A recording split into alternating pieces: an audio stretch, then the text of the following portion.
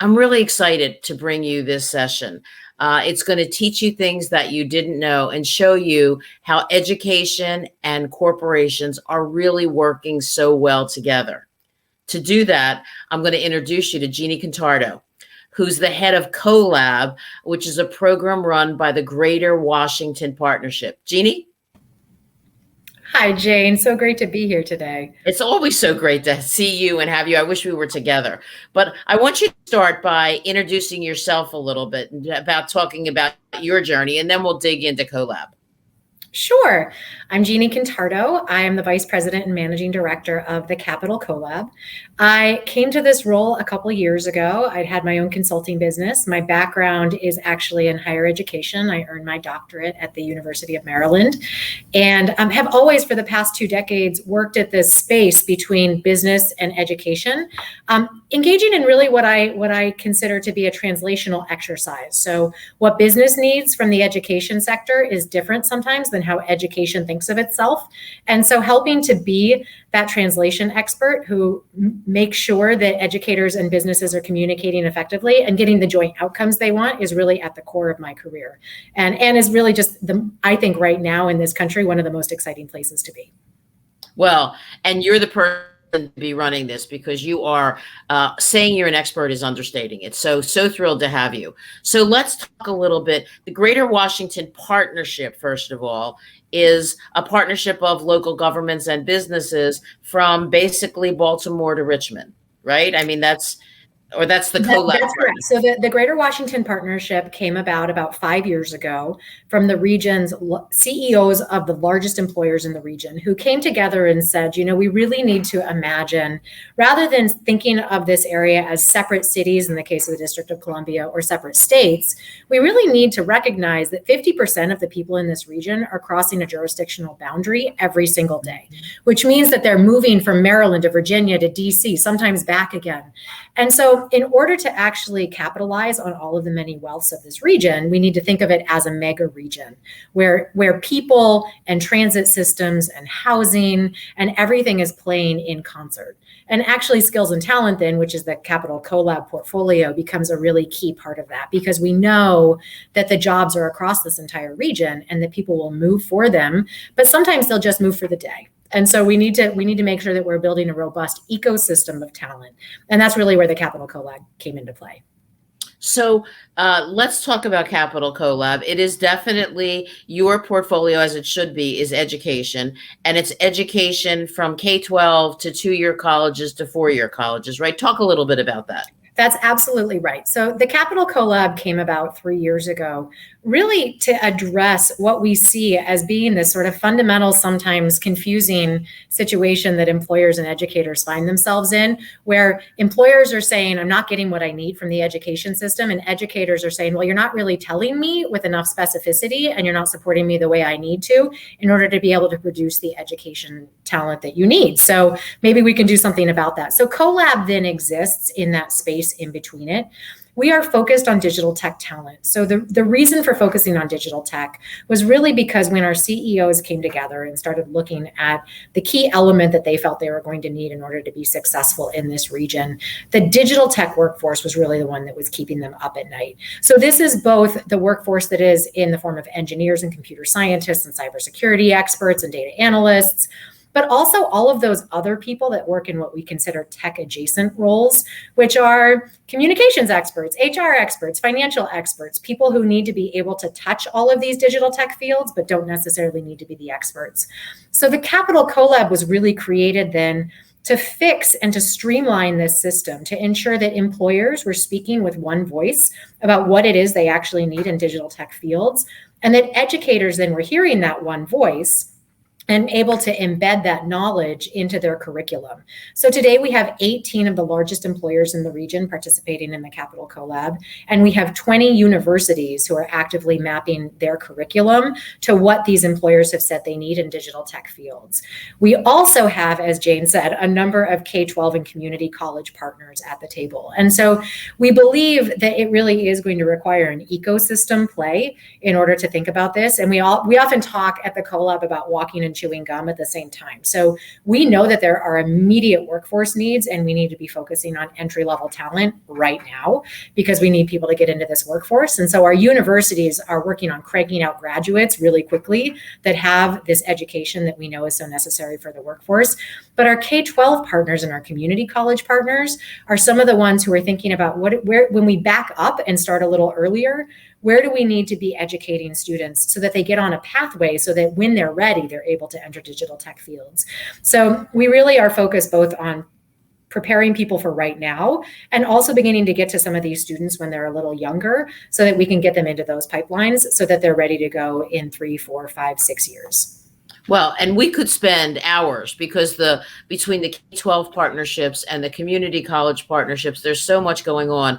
But I asked you if we could concentrate today on the partnership with four-year institutions, only because, I'm guessing that for many of our viewers, they have seen really great community college partnerships.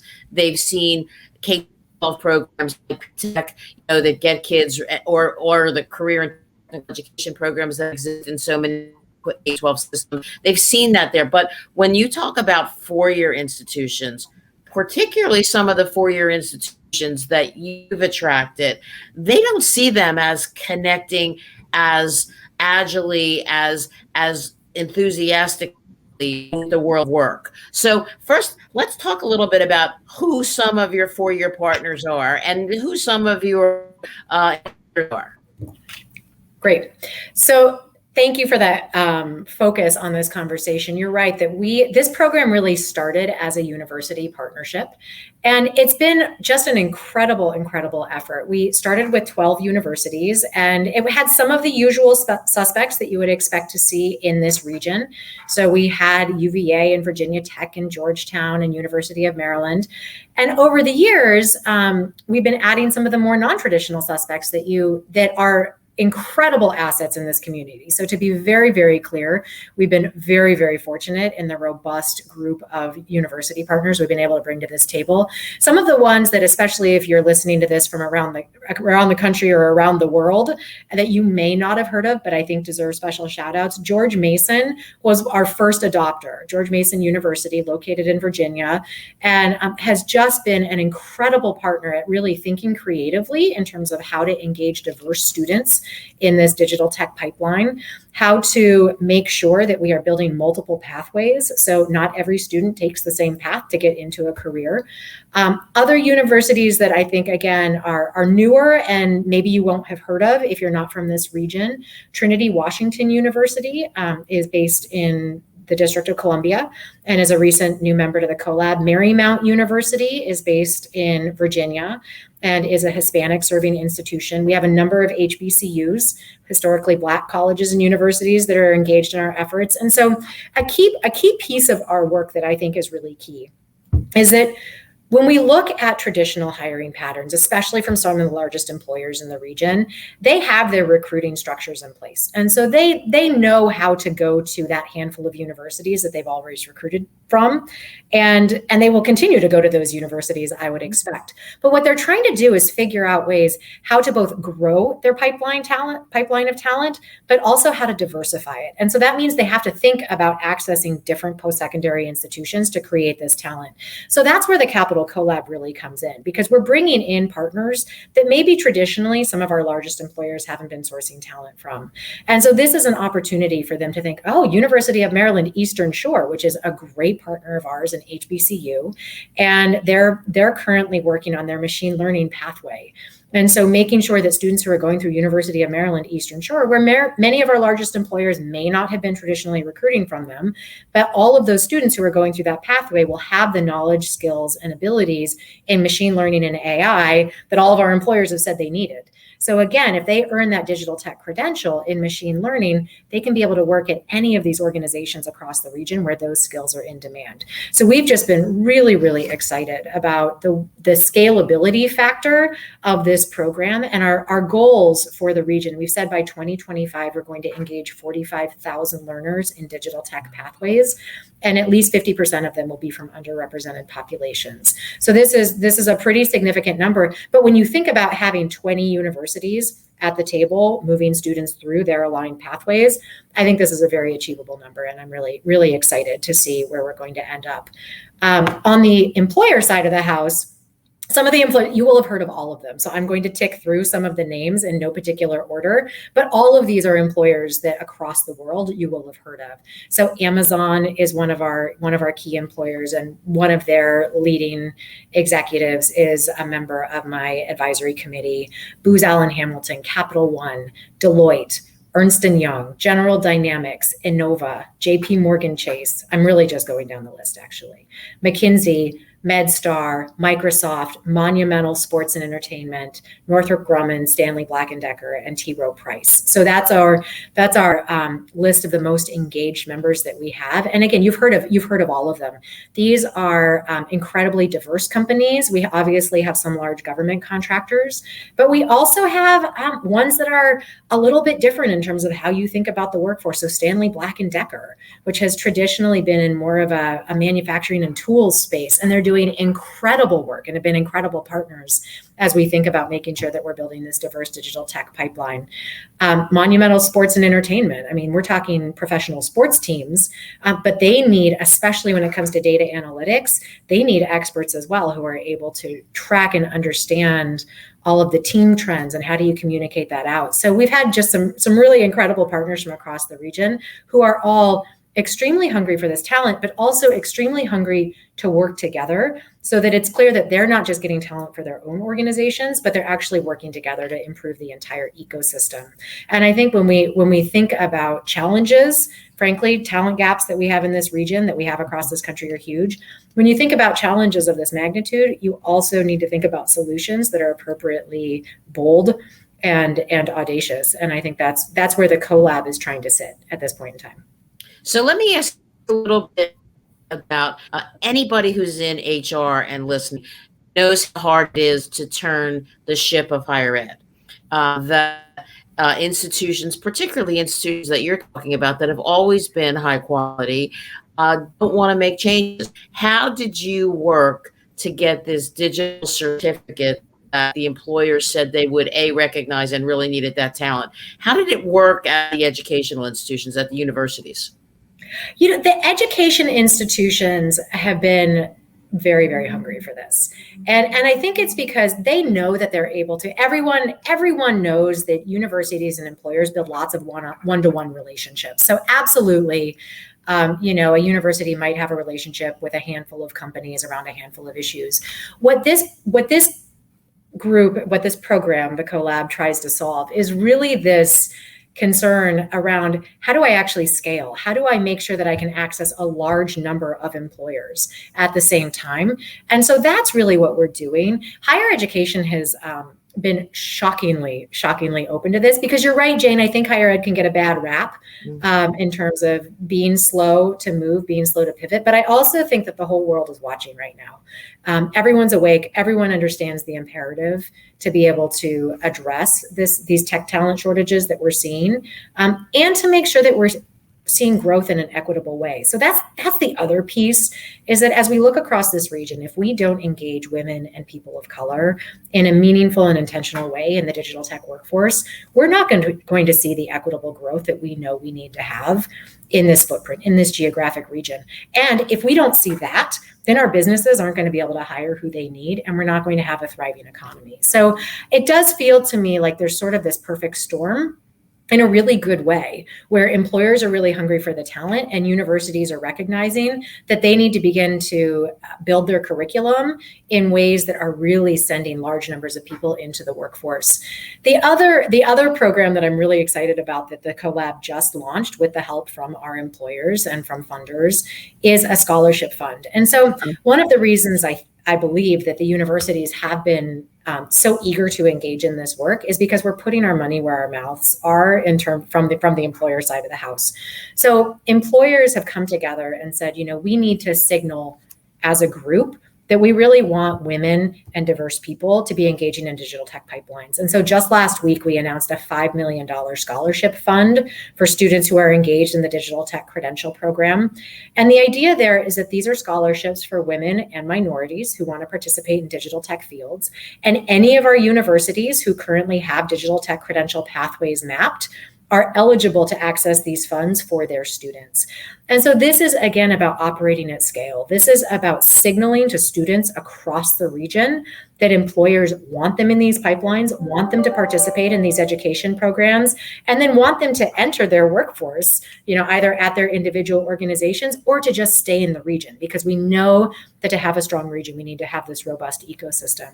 So we expect that through 2025, we'll give away 2,000 scholarships to women and minorities. And again, when universities are hearing this signal from employers saying, one, we're willing to tell you all together, we're willing to get on the same page about what are the knowledge, skills, and abilities we actually need in these digital tech fields. And two, we're willing to support students. We're going to support up to 2,000 students who are in these pipelines to make sure that they're able to go to college and complete a digital tech credential. I think those are really powerful signals, and they would be hard to ignore from the higher ed side of things. The final piece that is just worth mentioning is that many of our employers do offer internships and other work-based learning for students who are involved in the digital tech credential. And so we know increasingly that that's the name of the game for students, and that universities know that also. And so to the extent that we're able to provide customized programming opportunities for students to engage with employers through the Capital COLAB, that's really a draw at this point, I think, for universities as they're coming on, because students are so hungry for these opportunities. And such a great announcement. I just want to clarify for people that are listening. These scholarships are available, and this is a question mark at the end, for any student going through the credentialing. So they don't have to major in computer science. They don't have to major in data analytics or finance. They can major in anything, but just take the course progression to get these the digital credential. Is that correct? That is correct. And that's actually, Jane, the most exciting thing for me about the digital tech credential and the way we map it is we don't force it to be aligned with a particular major, a particular minor. We leave it up to the universities, because the universities are the ones who are best poised to determine where a skill should be taught, what course it should be taught in, and as you said, what is that course progression? And so it's up to the universities to determine how that digital tech credential should be awarded. And you're right. I mean, I just love the idea of a music major earning a digital tech credential in data analytics, or an art major, or a physicist who says, I really need to know something about cybersecurity because that wasn't necessarily something taught in my physics courses. So we get so much opportunity to think creatively about how talent is created, that I get really jazzed, as you can tell. Well, it's so true. I mean, we're not going to have the problems with AI if a diverse group of people are creating the algorithms. A poet, certainly we need the computer science major, but and a coder, but this is going to be better for everybody. Now, I want to ask you, because I'm sure there are people listening that say, number one, I'm in that region, I'm an employer, can I join? Or I'm a university, I don't think I'm a member yet, can I join? What's the process? Will you still allow people to join you in this mission? Absolutely. There is plenty of work to go around. So thank you, Jane, for asking. So yes, if you'll allow me the commercial for a minute, if you think this is interesting to you, you certainly can go look at our website at capitalcolab.com, but you also can just send us an email at colab@greaterwashingtonpartnership.com, and we will have a conversation with you and talk about, on the employer side of the house, we'll talk about what are the employer commitments. And this is very much, I laugh, it's a working partnership. And so we love engaging with our employers, making sure that we're solving the right problem.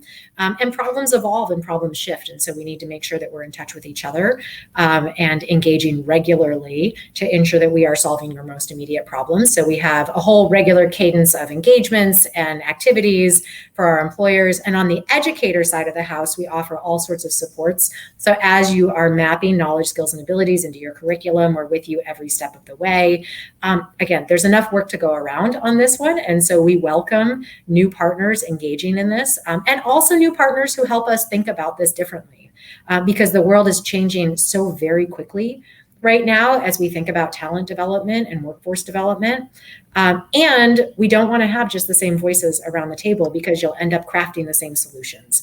And we know that we've been trying to craft the same solutions for a long time, and they haven't always worked. And so thinking really hard about this and pivoting when we need to is equally as important. And that means having diverse partners at the table who push us, who ask us hard questions, and then who are willing to be there to help us solve these problems. So thank you, Jane, for asking that question, because yes, we always love more friends.